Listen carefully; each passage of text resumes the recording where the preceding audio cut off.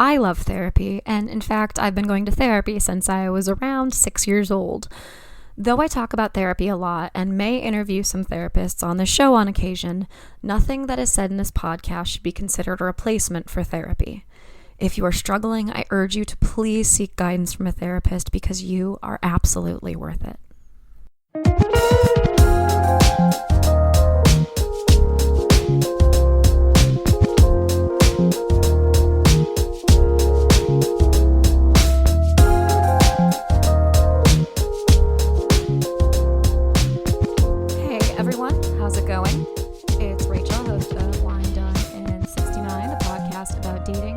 Relationships and self-love. And wow, it's April. I cannot believe that it is April. Time is really flying. I hope that you are getting outside and enjoying the beautiful weather. We talked about that last time. And I hope that you are close to getting vaccinated. If you have not been vaccinated already, I know a lot of places are opening up vaxes to everyone at this point. By the time that this episode airs, fingers crossed, I should have gotten my first shots. Really hoping that's in the cards for tomorrow, Thursday. So we'll see. So today's episode, we're going to get into it a little bit. But before we do that, I wanted to talk about something that's kind of tangentially related to today's topic, which is rituals around breakups. And this was inspired by a Instagram video that Esther Perel posted, and I think it was part of like a larger webinar that she did. I'll link both of these in the episode notes. And she was talking about how we have all of these rituals surrounding engagements and the ring and the wedding and the white dress and all these vows, and then you get into the babies, and all of these mile markers have these rituals associated with them. But when a relationship ends or divorce happens, there aren't really common rituals. I mean, you see the movies where like people are shoving things in a box or burning their ex's things or, returning them, I guess, if it ended amicably.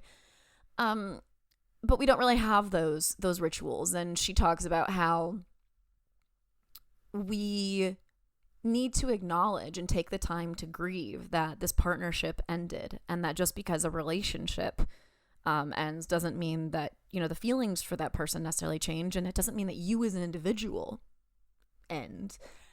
So it was really interesting, and I'm definitely going to check out the larger webinar. But I mean, Esther Perel, I think that everything that comes out of her mouth is gospel. I think she's an incredible human being.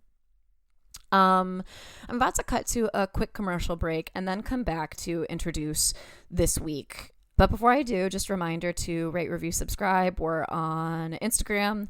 We are on Facebook and YouTube. I just spent about 10 minutes on Zoom with my parents trying to convince them that it was safe to listen to the podcast as it is in this current iteration. I'm not sure that they were convinced, but hey, Mom and Dad, if you did end up listening, welcome. Happy to have you. I love you, and thank you for your never-ending support. All right, really quick, we're going to cut to a commercial break, and then we will be back to talk about today's episode. Hey Mel, what do they have in Charity, Maine? Lobster roll. Free parking. My favorite sandwich shop, Lou's. I just keep thinking of sandwiches. I just really want a lobster roll. This is Pot of Love, and all of our Season 2 stories take place in the fictional town of Charity, Maine. We hope you'll visit Charity with us. Season 2 of Pot of Love is available now. New episodes drop on Wednesdays. We're bringing you new games, new stories, and new bad jokes. Skiing. Only available at allportsopen.com, where all the best podcasts are found. That's All Ports Open Network at allportsopen.com.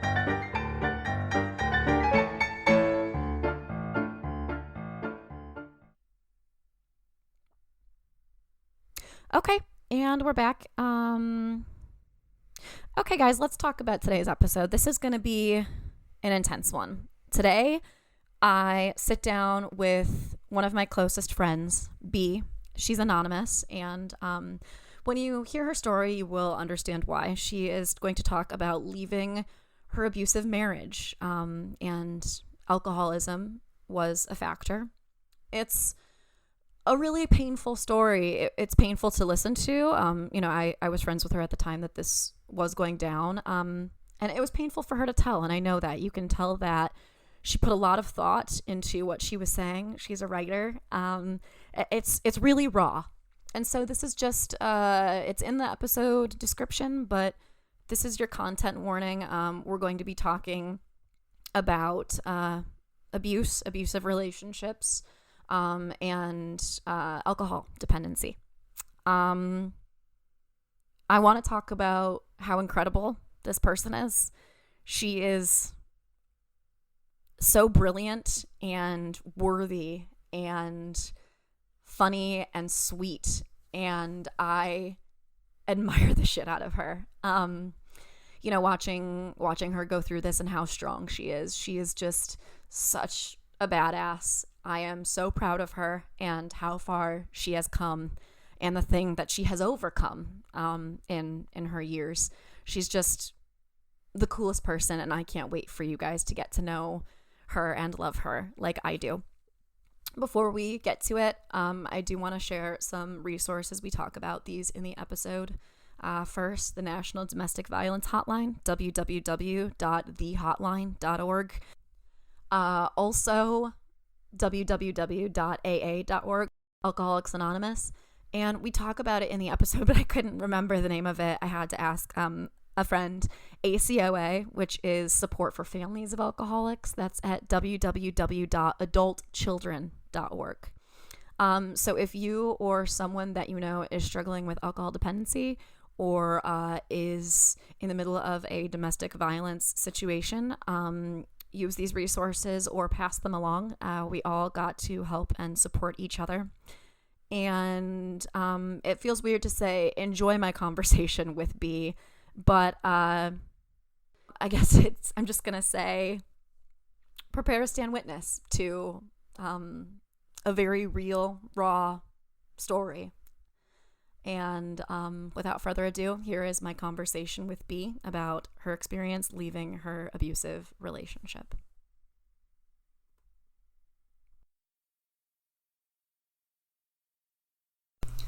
Hey everyone, I am back after a commercial break, and I am here with my friend B. How are you?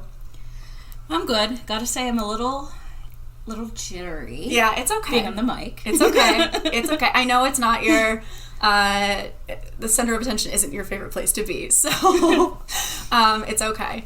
But yeah, so B is actually one of my really, really close friends, and she has a story that I think a lot of people can relate to. And so, you know, when I did a shout out asking for my friends to come on, she agreed, luckily. So do you want to kind of give us a sense of where you want to start with this? Yeah, sure. I thought actually that it was important that I preface my story with something. Just so I want to be clear. So, you know, I can only really speak for myself, but when I talk about what happened in my marriage, I feel like I'm walking a tightrope almost. So there's one side of me that's like, that's not interested in going on a soapbox. There's a side of me that, wants to seek nuance and gray areas in every situation. This part of me that doesn't want to, stake a claim to victimhood, because how could I move forward in doing that? The part of me that knows that I just can't sum up my ex-husband as Satan on earth and leave it at that. Mm-hmm. But then there's this other side of me also that's very clear-eyed in saying that it doesn't matter if I wasn't always the perfect partner all the time, because no one is, that I did not deserve what was said or happened to me, and that I could not have done anything to deserve it. People who haven't been through abusive relationships sometimes can be a little incredulous about it. They sort of come at you like, well, how did this happen? Like, how did you stay in that? Right. And, it's always implied as, I thought you were, too strong, too together, too X, whatever, to be in that sort of situation. But the truth is, it can happen to anybody. It happens to, all kinds of people at all different stages of life. The truth is, you get caught up in this very compelling and distorting cycle with someone you love.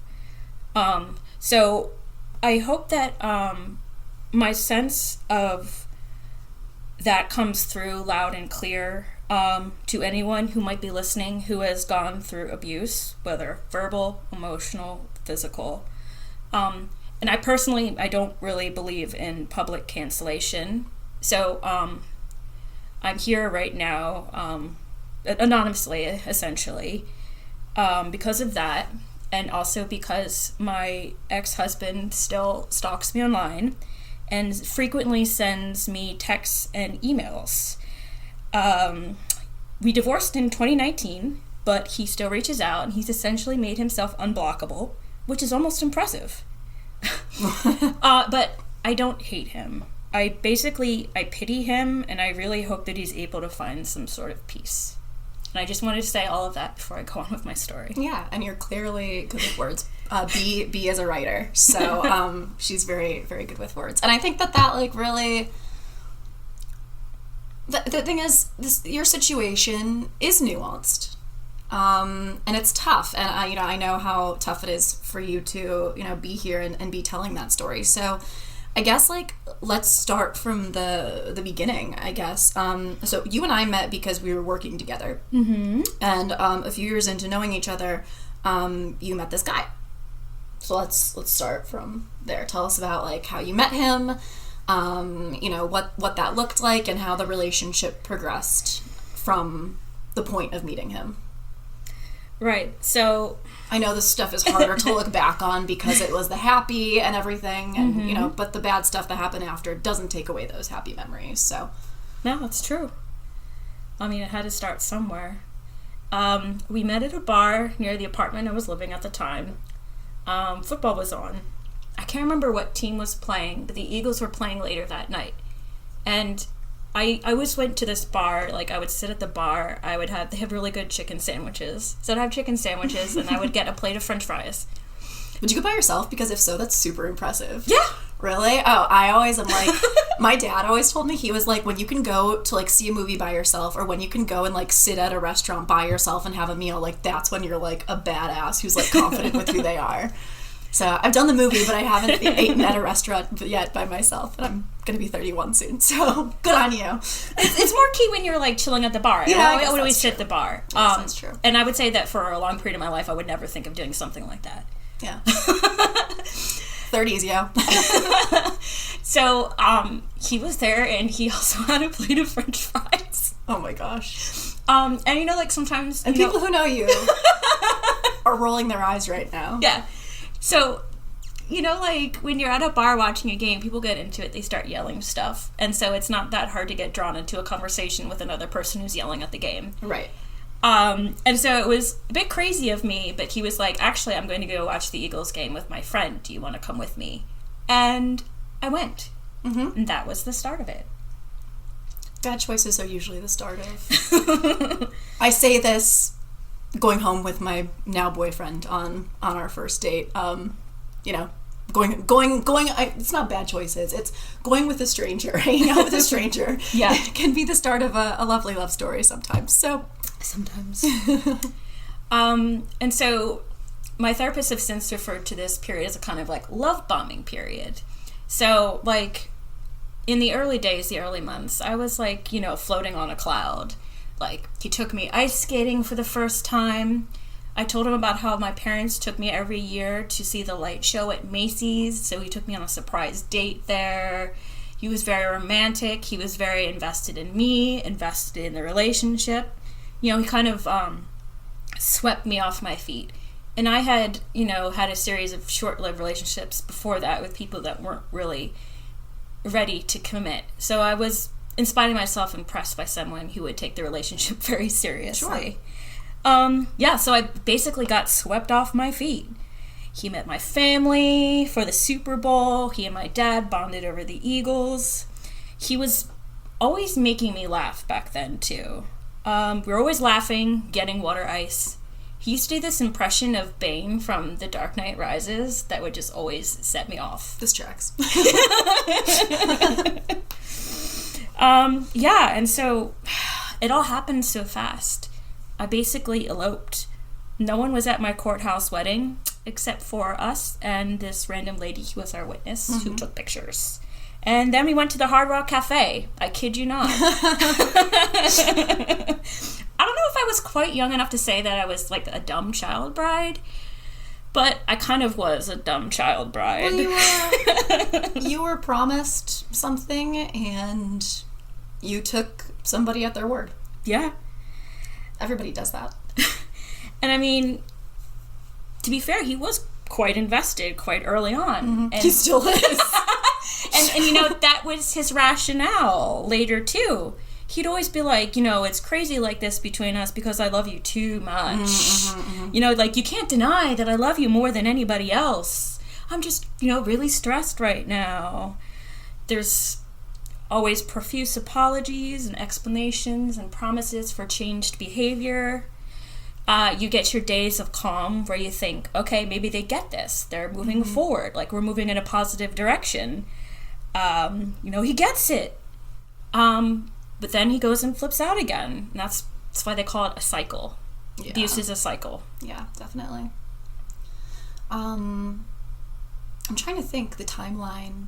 Because we were working together, and you texted me and another one of our close friends and was like, I got married, I'm quitting my job today, it's my last day, and I'm moving across the country. Thank God you did not move across the country. I just moved to New Jersey. Yeah. Yeah. And that was the first sticking point of the relationship.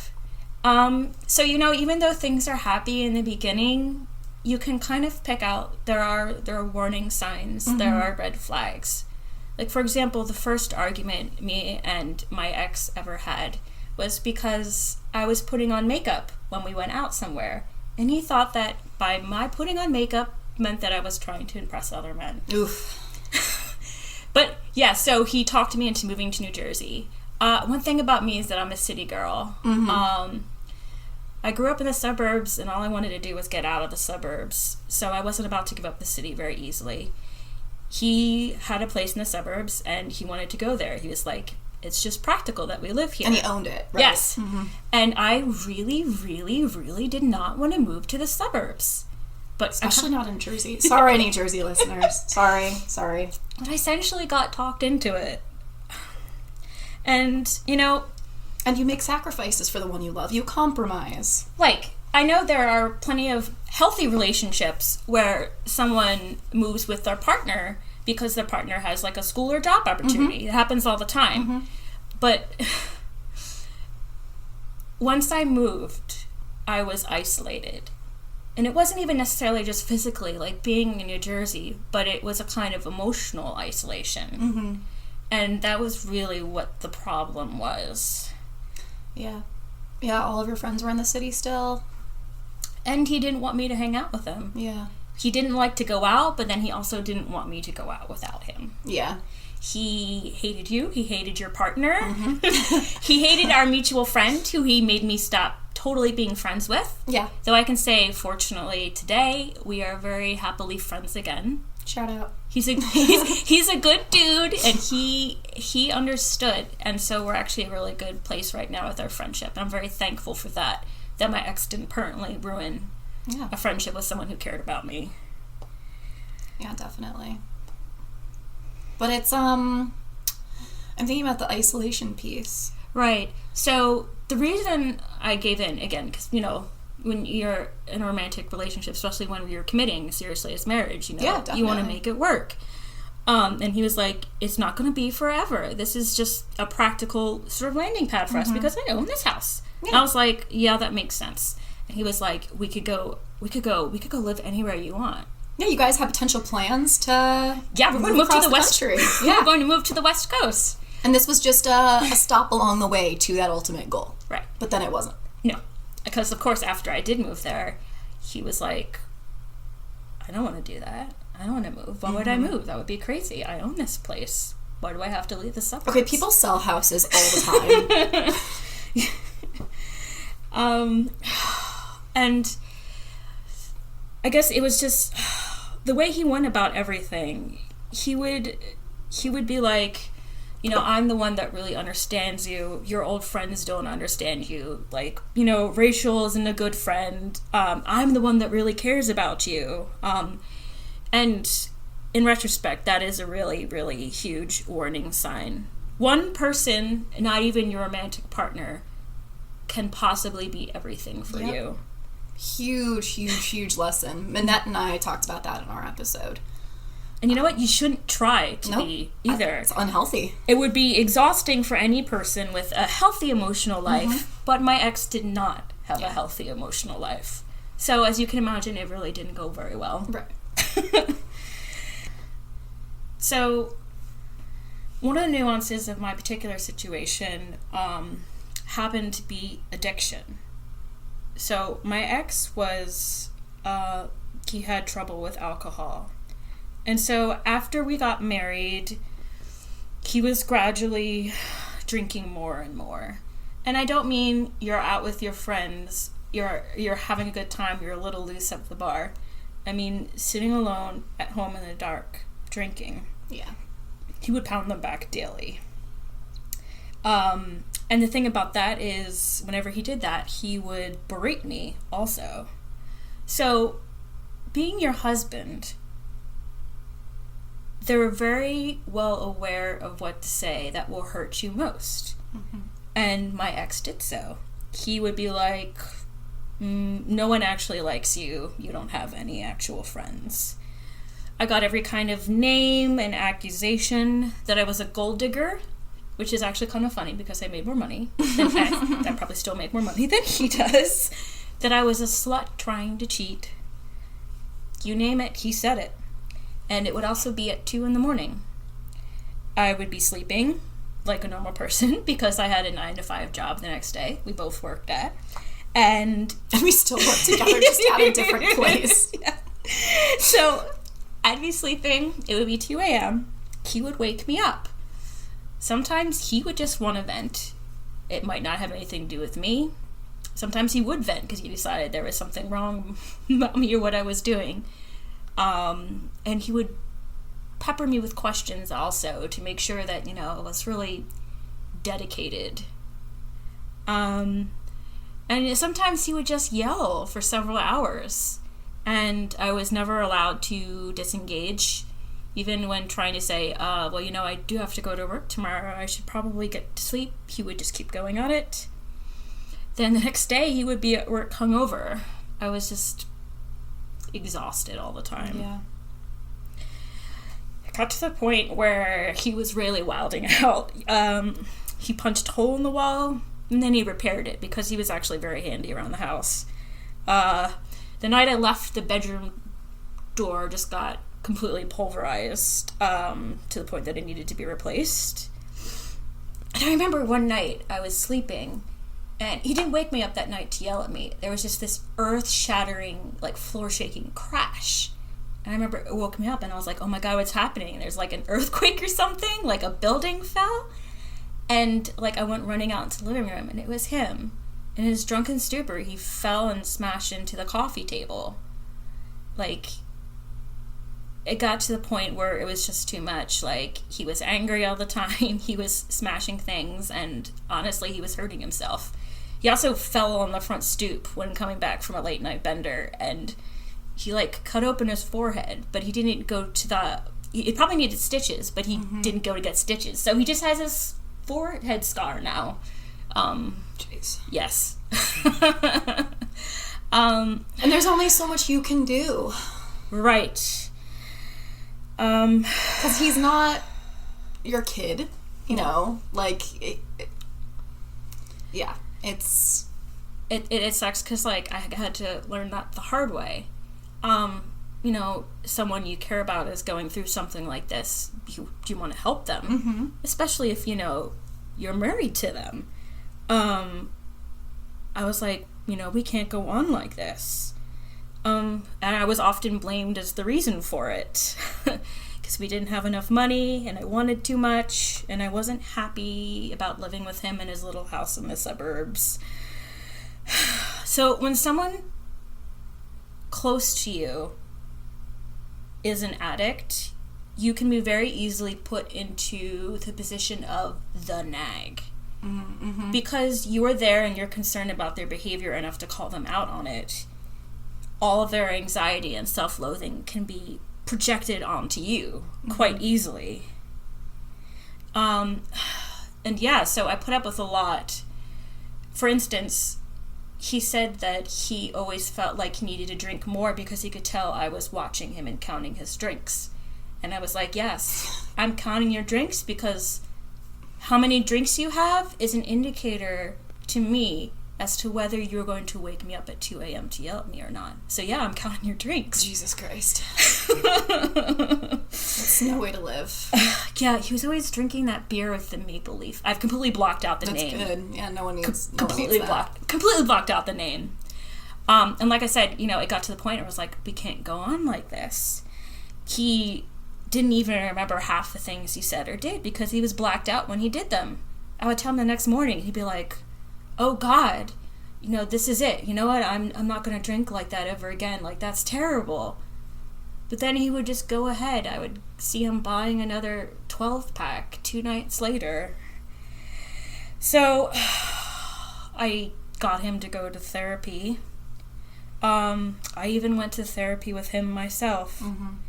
I tried to talk him into going into AA also. But I think what complicated that was that I couldn't even be honest to the therapist myself. I found our entire situation incredibly embarrassing, and I thought that it was my issue to solve on my own. Like, I just remember the therapist saying, you know, like, you know, you guys can work through this. You know, he clearly loves you so much. I never told my therapist that he was waking me up every night to scream at me. Right. And this was your therapist? So did you guys have separate? Therapist. Okay, it was his therapist. Yes. You had your own therapist. Oh, yes. Okay. He would go regularly by himself to his therapist, and then on occasion I would go with him so we could talk over stuff together. Okay. Because you would think that would be beneficial, but if you can't be honest with your therapist, there's only so much that you can do. Right. And it's totally, I mean, to be fair, and to jump in here for a second, like, it's not, again, I mean, I don't know how many times I can say, like, it's not your fault, but I'll say it as much as I need to, you know, but that's just the constant refrain here, that it's not, and there's no should have when it comes to, like, what you told your therapist, what you chose to divulge, because you were at where you were at, and, again, you had been completely isolated even from your therapist at that point. Mm-hmm. Like, at that point, there was, like, a period of time for, like, a year, I think, where, like, you and I weren't really talking as much. Mm-hmm. You were isolated from everybody. Like, he made it so that he was your everything. Mm-hmm. So if you couldn't, like, talk to your friends and, like, you know, you couldn't talk to him, obviously, like, how were you supposed to talk to your therapist, honestly? Yeah. Just another way of saying it's not your fault. So eventually, the situation came to a head. So he had sworn that he was going to give up alcohol, like, for real this time. He was going to sober. He was going to go to AA. And I was like, okay, you know, I'm going to give you another chance. I'm going to try to support you through this. I can't remember how long that lasted, but it wasn't long because I noticed he was behaving oddly again. And I have, one thing about me is that I have a very, very good sense of smell, very sensitive nose. Can confirm. So I would pick up on the smell of alcohol. At that point, he wasn't even drinking beer, he was just pounding hard liquor. So I got suspicious and I looked around the house, and sure enough, I found his cache of liquor bottles. So I know that he wasn't being sober and that he had very and you know, I'll say this, like, this is what addiction does to people. Like, they need to have their fix, whether it be alcohol or some type of drug, and you know, they'll lie, they'll do whatever. And so there was a major hole blown in our relationship by the fact that he'd been lying about the sobriety situation. So when I found the bottles, I, you know, confronted him. I was like, I've found the alcohol. I know that you're still drinking, you know, like, and, like, I don't think, like, like, I don't know what to do. And that's the night he really lost it.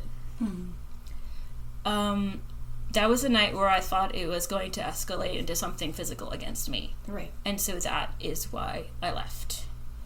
I just remember he was screaming at me. He was like, yeah, go on, get out, get out, get out. Just all kinds of things. So I was just sort of like shoving things into a bag. I remember I texted you. I called my mom, and my mom came to pick me up. Fortunately, he didn't really try to block me from leaving. At the time, he was encouraging. He was generally yelling at me to get the fuck out. So, you know, I wasn't hindered from leaving. I basically ran out the door with some of my things and ran into my mom's car. And we left. I was able to go back, actually, and get more of my things. At the time, I was still in contact with him because we had not yet gone through our divorce. But that happened, it was like early to mid 2019. Yeah, we had a divorce party. Yes, we did have a divorce party. My boyfriend made Jell-O shots. Oh my god, that's right, he did. I'm not a psychologist, you know, I'm not going to try to psychoanalyze my ex. But I will say that beyond the problems with alcohol, I think that a lot of what influenced his behavior towards me, and probably his viewpoints on women in general, was his father and the example his father set when he was a kid. So his father was a real character, as you can attest, because you met him. He was married, I believe, 4 times, and throughout my ex's childhood, he had a series of girlfriends. I remember my ex telling me about this one time, at least, with one of his girlfriends. He watched his father grab his girlfriend by the ponytail and drag her backwards during an argument. So, like, my ex was just sort of, like, steeped in that from a really young age. I don't think he knows how to talk respectfully to a partner, or how to manage his anger. It's like all couples disagree and sometimes even argue, but the insults, the names, the accusations, following someone around, forcing them to engage when they're asking to take a step back, like, you can't do that. None of that is okay. None of it. Absolutely. So, I think that broken people, they have a kind of radar almost for the person, sort of sensing out the person who they can best fit against, who will make excuses for their brokenness for the longest possible amount of time. I'm a pretty anxious person. I'm pretty easily convinced that I've done something wrong or that I can improve in some way. Like, my life is just an endless quest to improve myself. Virgo. So, while all this was happening, I was like, you know what? He has a point. I could be happier. I could spend less money. I could clean up more. I could stop yelling back at him when he calls me a fucking bitch. I could stop pushing him to not hang out with his enabling toxic friend who would take him to the bar and then drop him off stumbling drunk. Because wasn't that me being controlling also? That's how he put it. As much as he needed me, I seemed to think I needed him. At some point, before I left him for good, the whole big blowout, I broke up with him, but then I convinced him to take me back. Because who was I to complain? Like I said, I really thought it was my problem and I should have to deal with it myself. And that mistaken sense of aloneness didn't really come down until I was literally fleeing the house and he was smashing the door. But he had convinced you were alone and that it was your problem. Yeah. So how were, when you're so isolated and somebody convinces you of that, like, of course you believe them, Yeah. It's a little, it's a little weird reflecting on all of this now. I feel like I've gotten to a point in a large part where I can just be like, yeah, that did happen. You know, it's a fact of my past. I got out of that, and now I'm a divorcee. Like, I think second husband jokes are really funny. I'm pretty resilient and less into compromises these days. I was with my most recent ex-boyfriend for almost a year. And while we had a few disagreements, he never raised his voice with me ever. Never called me a name. Yeah. And I know that's how it should be. Mm-hmm. My ex-husband hasn't gone away. I didn't go to our court hearing for the divorce. It was completely uncontested. He doesn't know where I live. He just knows that I'm somewhere in Philly. None of that has stopped him from stalking me online. Most of my online profiles, I think, right now are set to private, or they don't mention my name at all. I know that his stepmother Googles me on occasion, also. And he still sends me emails and texts to this day from a variety of email addresses and phone numbers. I'm not sure how he did it. There must be some sort of It's a burner app. Yeah. Yeah. It generates fake phone numbers, like, endlessly. So every time he texts me, he can use a different phone number because I will have blocked the old one. Right. So it's a constant game of, like, the whack-a-mole. Yes. It's like whack-a-mole with a deranged person. Yeah. And, you know, I'll just be going about my life, and then one of those texts from one of his burner numbers will pop up on my phone, and I'll have to block another burner number. That's just how it is. And the emails as well.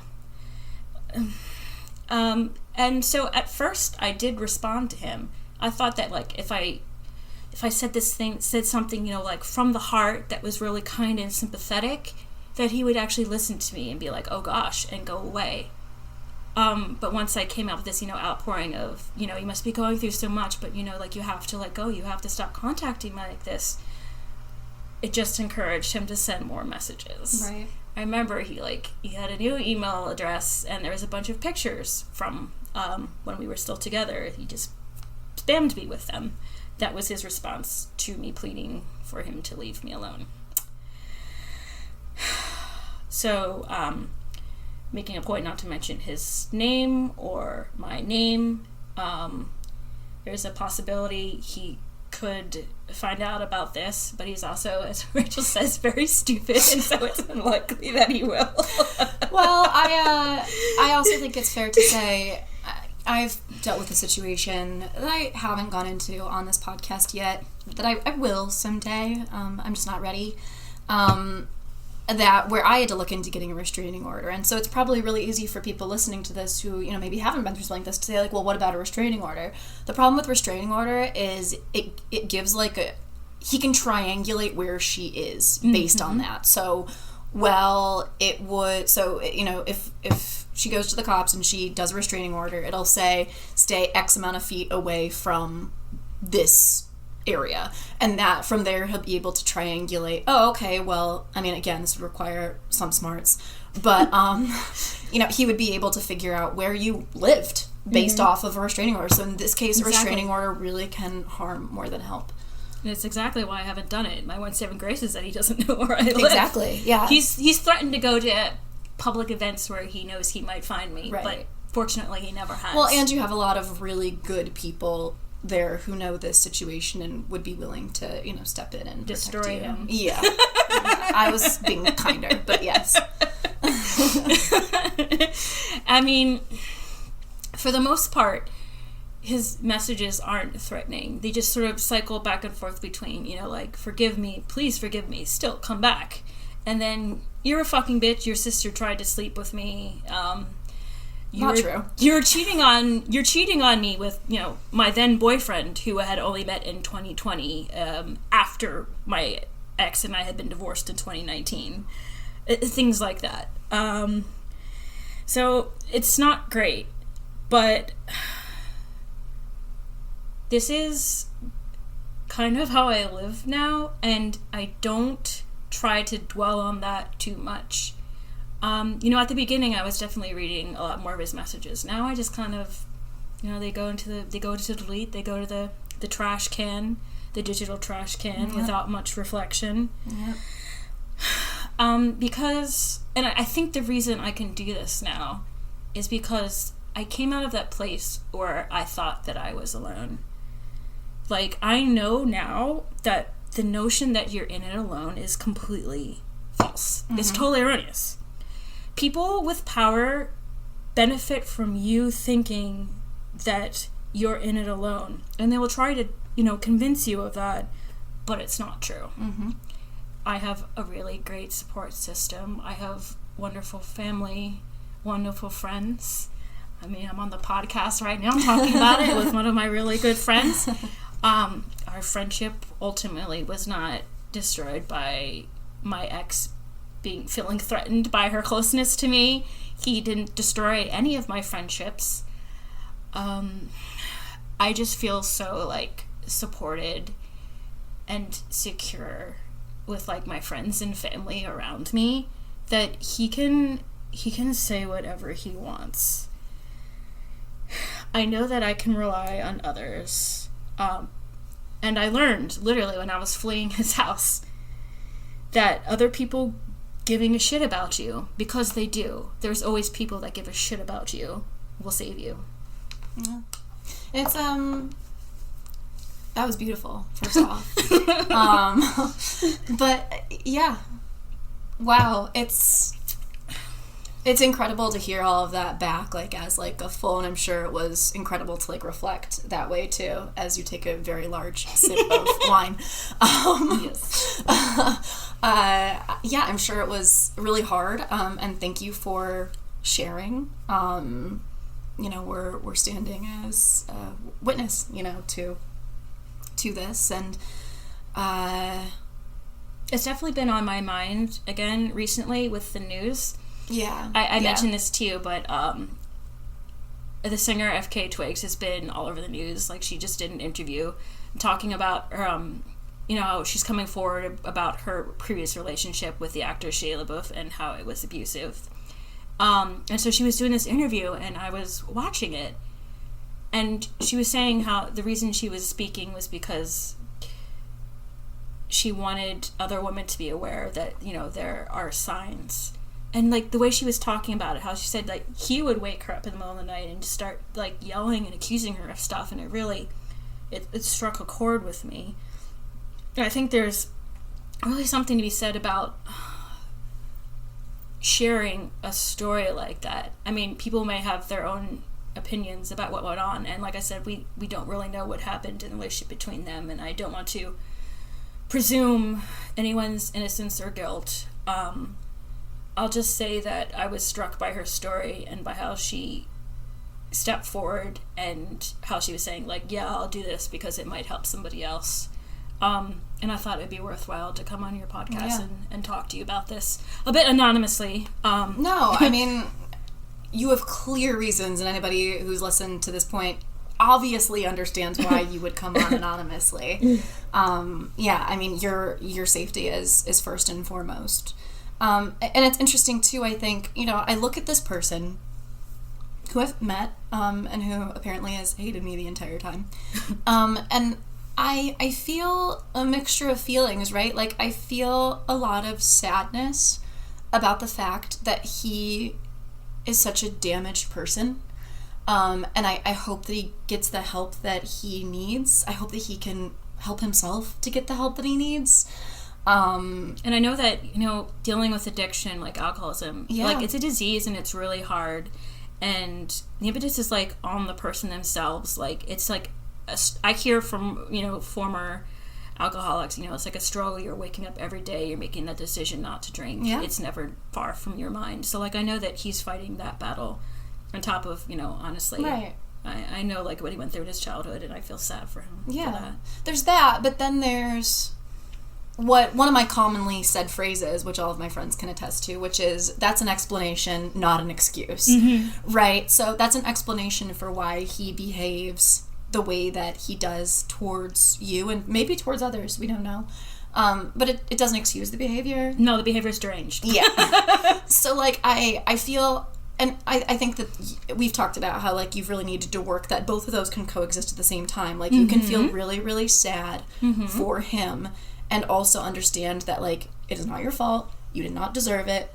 And, like, what he has done and what he continues to do is wrong. Yes. And I think that, you know, me, myself, having been through a similar situation, again, that I haven't talked about as fully, like, that is so hard. It's like mental acrobatics. Yes. To fucking get there. And it takes so much time.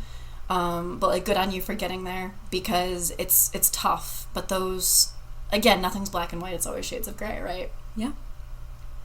Well, I don't know. Did you have anything else you wanted to touch on? We're close to time here. Or we can just, you know, we're about to go make pasta and watch The Bachelor. So. I'll probably link to Alcoholics Anonymous and Al-Anon in the episode notes so that people, because there's Alcoholics Anonymous, but there's also Al-Anon, I believe, which is, no, what's the one that's for families of? There's one that specifically, one of our friends used to attend these. It's for family members of alcoholics. Yeah. I'll link it in the episode notes. I'll look it up and I will link it. Because those are two very important resources. We haven't really touched on alcoholism in a major way in the podcast. But yeah, well, everybody, thank you, B, for coming on here and for sharing your story. I am awed by you all over again. And everybody, thanks for listening. This has been Wine, Dine, and 69, and let's keep talking.